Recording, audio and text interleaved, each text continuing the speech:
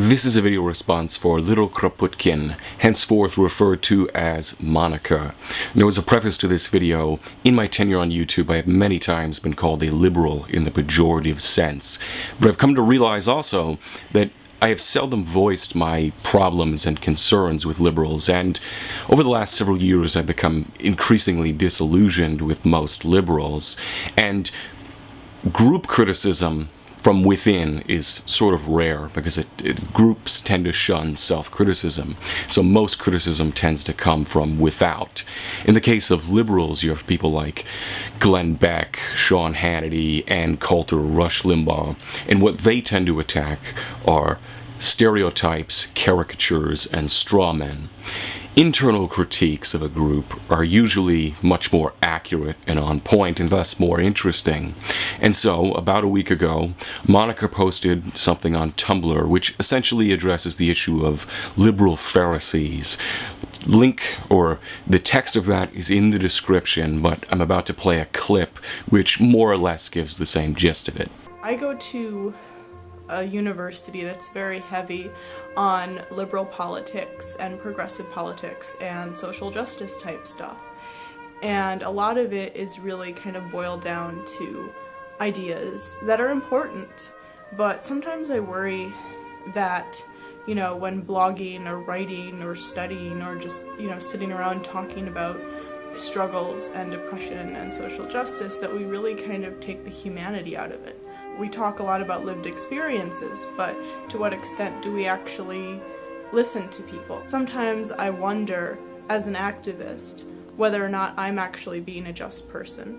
To what extent do I care about people? Do I have genuine compassion for people? And to what extent do I just enjoy activism? Now, I think this is a problem that is with any group that has ideals. It's the Pharisee problem, essentially. There's a gap between some people's ideals and their posturing and their moral stance and how they actually behave.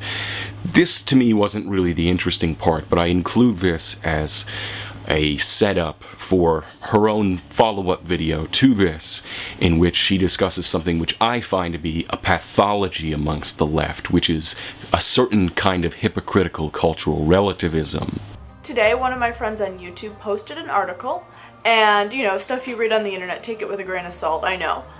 But I thought that it was really relevant to the point that I was trying to make in that video, in that it provides an example of a valid idea meant to help people or improve society, which taken to a certain extreme leads to what I see as a want of compassion. Recently, according to this article, she created a fake petition and asked people in London if they would sign it.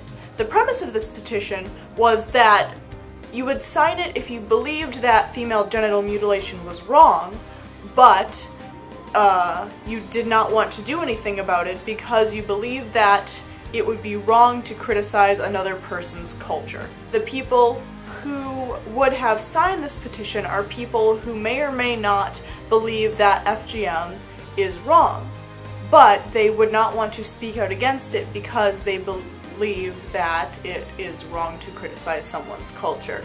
Here's the problem, and it is a problem that has been bothering me as of late. What always comes to mind when these conversations come about are the words of Maryam Namazi. Now, Maryam Namazi is a Persian non-Muslim activist. She gave a really interesting, very powerful talk about persecution of non-Muslims and advocates for secularism in what we would call the Muslim world. Now, naturally, because this was a room full of social justice activists, the question of imperialism did arise. How do Westerners help these people who are activists in their own countries without, you know, imposing their own beliefs on other people? Now, that last part, the reaction of the social justice activists, is what made me want to respond to this video, because often when I think about the far left and the far right, the sort of people towards the extremes of the political spectrum in the United States, I think of comparing and contrasting them. Now, comparing them is beyond the scope and relevance of this video. However, when it comes to contrasting them, I often think of the famous line from William Butler Yeats's poem, The Second Coming, where he says, "The best lack all conviction, while the worst are full of passionate intensity." Now, it's a poem. I don't mean to call the left the best. And maybe it's not so much a lack of conviction, so much as a lack of the courage of their conviction.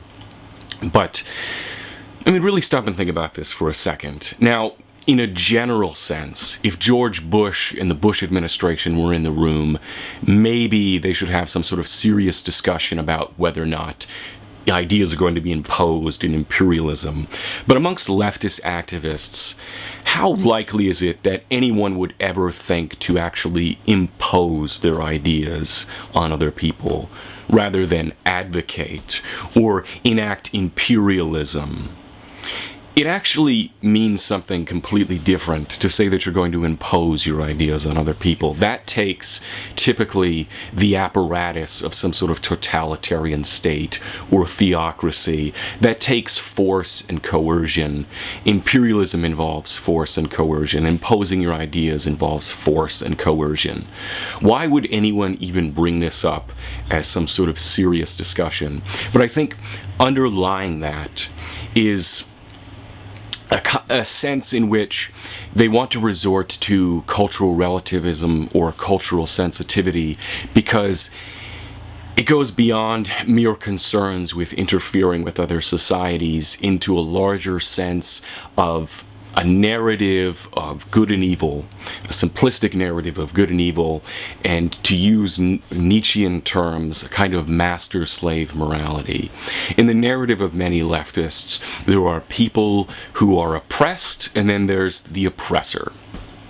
And oftentimes, it really is that simple for them.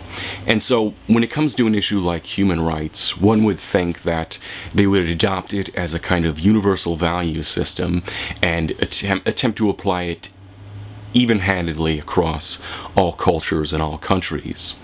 But rather, many of them are so fixated, and I hate to resort to a kind of right-wing, caricature, but so fixated on a kind of blame America first mentality and attacking what they call the dominant culture or the dominant country, that they lose sight of the fact that other cultures and societies have problems. And so let me play this next clip. She also said that things like human rights are not Western values. They're values for everyone. And she pointed out that it's rather patronizing to say that, oh, we can have human rights here. We know what's right, but those other people, they have their own culture, and we shouldn't, bother them with these silly things like human rights. Think about it. What are you actually saying there? So here's the problem. Human rights, at least in terms of the history of ideas, is a Western concept. And that doesn't mean that it couldn't or shouldn't be applied to all cultures evenly. But a lot of these liberals simply cannot avoid throwing the baby out with the bathwater. They're so hung up on quasi-relevant concerns about imperialism or cultural chauvinism or imposing your ideas, that they can't even stand up for the very principles they espouse when it might step outside the narrative of who's the good guy and who's the bad guy. Because they really do often have this kind of patronizing view of other societies and other cultures, other countries, in which America and its dominant culture in the West, bad. Other countries, victims. And we can't, if we adopt a stance critical of those countries or societies, then we become the victimizers.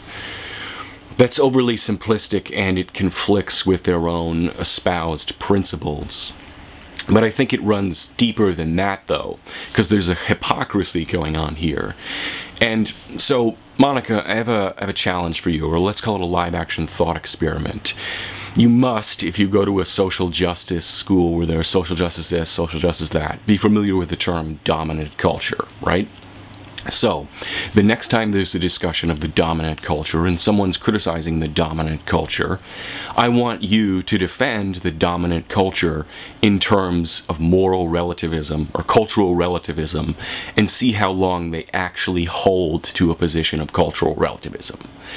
My guess is that their sense of cultural relativism will disappear immediately the moment you attempt to use it to defend the dominant culture.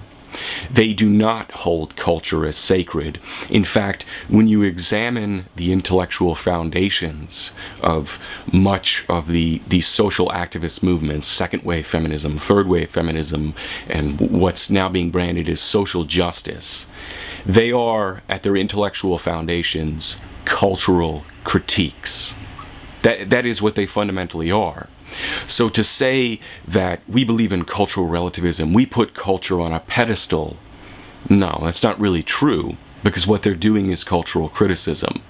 And simply attempt to defend the dominant culture in terms of cultural relativism, and you will see this facade evaporate instantly. The problem here is not with political correctness. The problem here is with cultural relativism.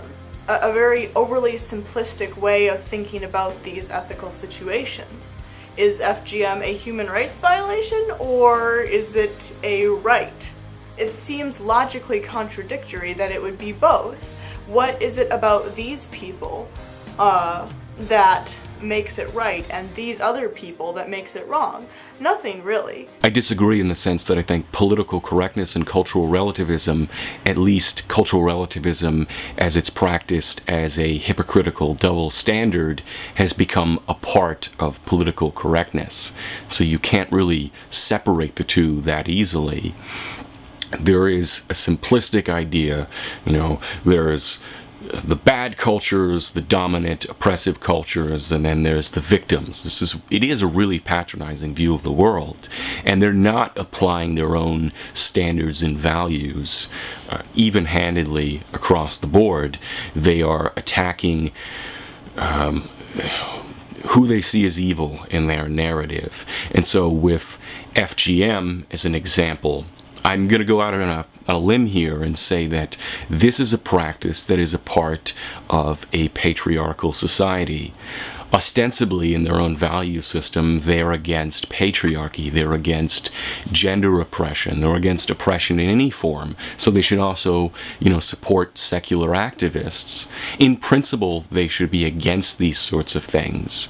But in their narrative of who are the good guys and who are the victims who have to be protected in the really patronizing worldview, you're not supposed to criticize these people in the other cultures. You're not supposed to acknowledge the problems of other societies, because that makes you seem, judgmental of other societies. Well, ultimately, if you have values lead to judgments. That's just the way it is. Now, an even-handed person would apply these as much to their own society as to any other. But there's a kind of underlying guilt complex at work in what Nietzsche might call a slave revolt of morality that, again, they can't seem to separate throwing the baby out with the bathwater. And they're constantly reaching to this idea of cultural relativism as really a intellectually bankrupt way of defending their overly simplistic view of the world. Interestingly, cultural relativism began as a concept in anthropology in which it was a way of approaching other cultures and trying to understand those cultures from the inside out, rather than trying to understand one culture from the point of view of your culture. It had essentially nothing to do with morality and everything to do with methodology. And the idea of cultural relativism in the moral sense seems to have arisen out of the Declaration of Human Rights, because there was a concern, exactly as was alluded to in this video, that these were Western concepts and they would have to try and adapt what human rights meant to every given culture, and that's where this whole debate arose. Now, I can perfectly understand why, in the eyes of the rest of the world, given history, the West might lack a certain moral credibility. And I can also see that there is a kind of relevance to cultural relativism in the sense that when we look at things like clothing style, food, whose music or films are better, that cultural comparisons at a certain level are kind of meaningless. It's not really meaningful to ask questions like, whose clothing is better, the West or, the indigenous of Peru? It's a pointless question. Whose food is better, Thailand or, China? Whose movies are better, Hollywood or Bollywood? Of course, based on what culture you come from and your own personal preferences, you may have an opinion on those, but there is no better or worse, ultimately, because it involves the subjectivity of taste, in spite of the fact that each culture has developed distinct clothing, food, and so forth. So, in a lot of ways, you can't really compare cultures in any meaningful sense. They're just different. But the idea that you can't apply any sort of value judgments across cultures, I think not only is wrong, but again, when you look at what social justice, the intellectual foundations of a lot of these things are, it's cultural criticism. So the idea that they treat culture as something sacred and beyond any kind of moral judgment is utterly ridiculous. If they actually stood on their espoused principles, they would have to condemn these things, and yet they're guilt-racked, and their narrative makes them highly cautious in actually standing up for what they believe. They lack the courage of their convictions, or in some cases they lack their convictions. And I think this really can be taken to the point of pathology when certain people attempt to make all views equal. When Western science is held on the same standard as the mythological views from some indigenous tribe, because this is just, science is just some product of Western culture, and who are we to say that it's more accurate view of the universe than this other mythological view, and those kind of things, or who are we to condemn what some people would otherwise argue is obviously wrong and a human rights violation. That's when this kind of hypocritical, double-standard cultural relativism becomes a leftist pathology. I really have no desire to take Western culture and impose it on other people. Heck, I think Western culture is pretty fucked up myself. I think the bigger question is not whether or not this is right, but how we should go about doing it. I think that the dichotomy between imperialist dick and cultural relativist is a false one. You can practice ethical activism and advocate for things that should be universally true without being a dick to people whose culture is not your own. You really deserve a standing ovation for that. There is an obvious false dichotomy between imperialist dick and cultural relativist, and I wish that more leftists would recognize that and actually stand up for their own values, recognize what their values are, and then apply them, rather than constantly falling back into this dichotomy narrative of imperialist dick versus cultural relativist and, oppressor oppressed. It's overly simplistic, and it's ultimately obscures the reality of the world, and it's not going to help people in the long run. It's just part of their own moral posturing and guilt evasion. So I could ramble on and on and on and on and on and on and on about liberals, but I'll cut it off here. Have a nice Halloween, week, day, etc. Das Vidanya, comrade.